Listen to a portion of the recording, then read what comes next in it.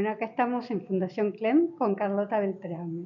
Premio CLEM 2022. Sí. La obra que ganó en 2022 el premio CLEM y que es una obra muy controvertida porque fui invitada a exponer en el Museo Nacional, creo que se llama, de la Casa Histórica en Tucumán, una randa.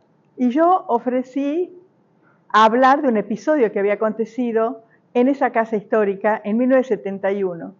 Y es un episodio ocultado por la historia, negado por la historia hegemónica, digamos, que fue la toma de 5 montoneros por parte de a la casa histórica, y ellos pintan en la sala de la jura una serie de consignas típicas de la época. Por supuesto, consignas políticas, viva Perón, unidad básica, Evita, en fin, una serie de cosas. Y eso hacen ellos en conmemoración al hecho de que la casa histórica había sido derruida a principios del siglo XX y el gobierno peronista en el 49 va a rehacer la casa histórica en base a una serie de datos que parten de una fotografía muy hermosa de un fotógrafo llamado Paganelli. Y en ese momento en el que se inaugura, Perón también habla de la independencia económica porque paga la deuda externa. Bueno, como se conoce la historia argentina, llena de subidas y bajadas, nuevamente endeudados, y en plena dictadura, en ese momento estaba Livingstone, el final de la dictadura de Onganía, en 1971. Ellos toman la casa histórica una mañana muy tempranito y pintan. Esa situación, de ese fenómeno, de ese evento, se producen 6 fotografías que son fotografías documentales muy emblemáticas y que yo conocí muy tardíamente, como muchos argentinos. Pero antes que muchos argentinos conocí el episodio. Entonces decidí contar esa historia. ¿Cómo la cuento? La cuento a través de un recurso técnico que sobrevive, que es el único encaje de la Argentina, por supuesto heredado de los españoles, y los españoles lo toman de Países Bajos, y lo traen a América Latina y se disemina en muchos países. En la Argentina se llama randa, en Brasil se llama renda, en Paraguay es el aopoí, si no me equivoco. No, el encaje yu. Y son muy parecidos, pero tienen diferencias. En la Argentina sobrevive en Tucumán, y no en Tucumán, sino en una comarca muy perdida del interior de Tucumán, donde las mujeres hacen randa. Yo quise hablar con un recurso técnico propio de nuestra provincia, que la identifica, que es la randa, sobre este episodio. Y me gustaba que fuera blanco sobre blanco, porque es como una situación fantasmática, ¿no? Algo que regresa del pasado y que no quiere ser reconocido por la historia hegemónica. Por supuesto, me di cuenta que efectivamente no quería ser reconocido, porque se armó un escándalo en Tucumán. Y fue muy conflictiva la situación que se generó, porque mucha gente no soporta imaginar,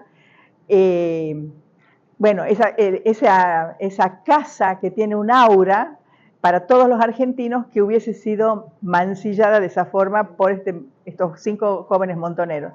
Bueno, finalmente la muestra se levanta, yo me presento en la Fundación CLEM para el premio y obtiene el primer premio. A posteriori, yo estaba muy acobardada, pero me animaron unas palabras de Ticio Escobar, no personales, sino que yo escuché en una conferencia, para continuar traduciendo en randa todas las fotografías documentales de aquel episodio. Y aquí tenemos 2 más, pero son 6 en total.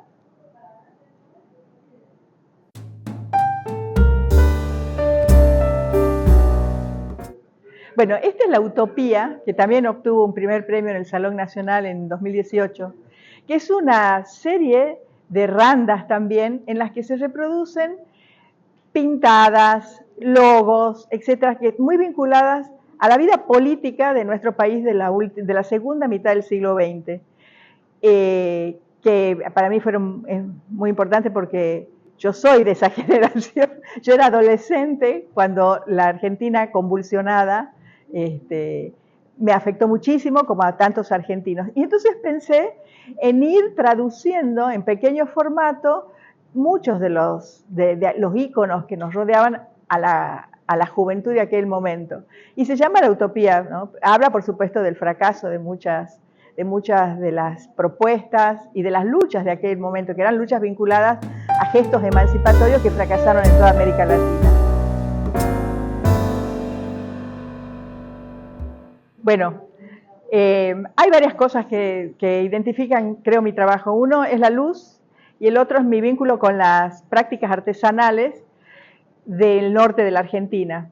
A mí me gusta mucho jugar con la idea de que yo estoy compartiendo un saber con personas que acuden a ciertos recursos propios de su cultura y de los cuales que me los prestan a mí, esa sabiduría de su mano me la están cediendo.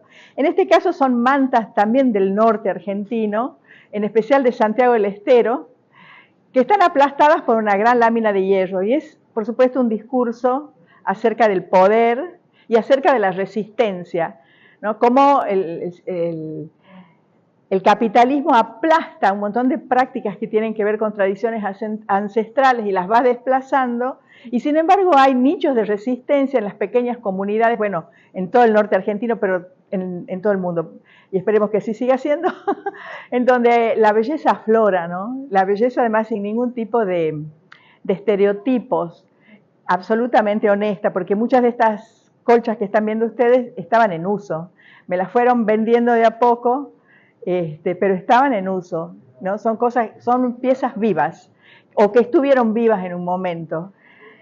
Y es eso, es una metáfora sobre la resistencia y su relación con el poder aplastante. Estas piezas son randas auténticas también, algunas de ellas hechas por premios de la artesana que ganó el Premio Nacional del Fondo Nacional de las Artes, que se llama Ana María Toledo, muy ancianita ya, y que lo que ella hace son realmente consideradas como joyas. El Fondo Nacional de las Artes le compró muchas piezas para su acervo. Y lo que yo hago es ensuciarlas. ¿Ensuciarlas con qué? Con negro de humo. Porque Tucumán tiene una particularidad. Durante la zafra se quema la caña y la caña se distribuye en el aire y todos nos ensuciamos, toda nuestra ropa, etcétera, con esa ceniza, ¿no? Y trato de hacer un discurso también sobre la barbarie, la civilización y barbarie, ¿no? En este caso, invirtiendo de algún modo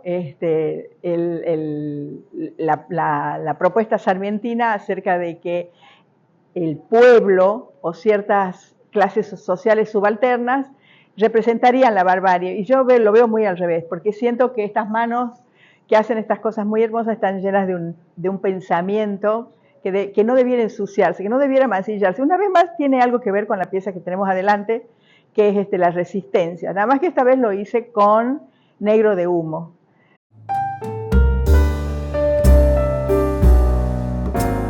Un nuevo montaje de la misma pieza que se llama El Olvido.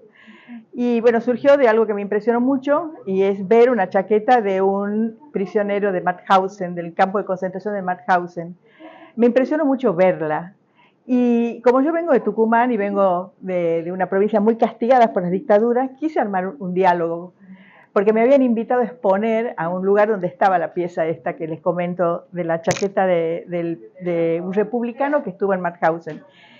Y quise hacer un diálogo, entonces la hice reproducir perfectamente, pero con mis medidas. Tiene el número del preso y tiene la media estrella de David.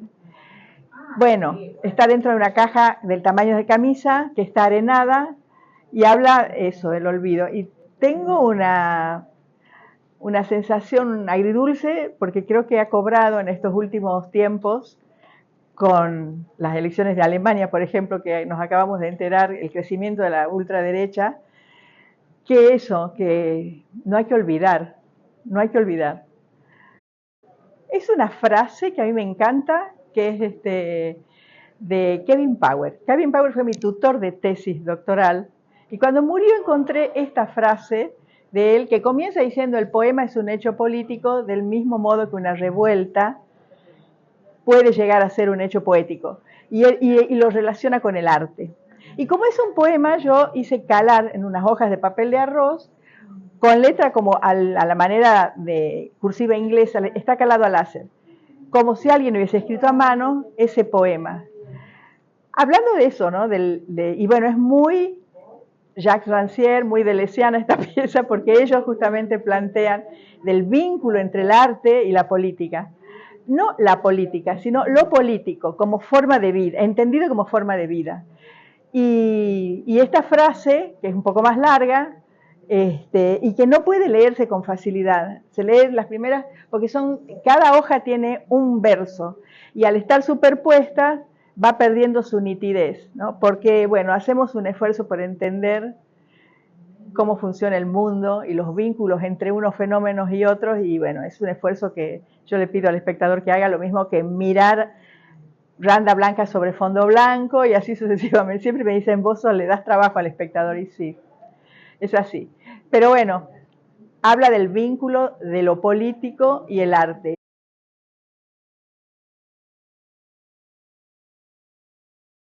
Es un paisaje, no parece, pero lo es. Resulta que yo he vivido mucho tiempo en el cerro, en un parque biológico en el cerro tucumano, en la Yunga, y desde mi casa, desde el living de mi casa y desde el jardín, yo veía el paisaje nocturno de la ciudad iluminada con sus lucecitas titilantes, y es un paisaje muy típico de Tucumán y que todos los tucumanos tenemos en la cabeza. Pero también convivía en los veranos con las luciérnagas, por eso tiene el color amarillo verdoso de la lucecita de las luciérnagas. He visto los espectáculos más increíbles en la Yunga tucumana, llena de luciérnagas. Y además, todo eso me hizo acordar en una frase que a eso lo hago coincidir con una frase de Cristian Ferrer, que me encanta, que dice: todas las ciudades de noche son como una diadema en el horizonte, pero de día, cuando uno ingresa en ellas, descubre que están pobladas de monstruos.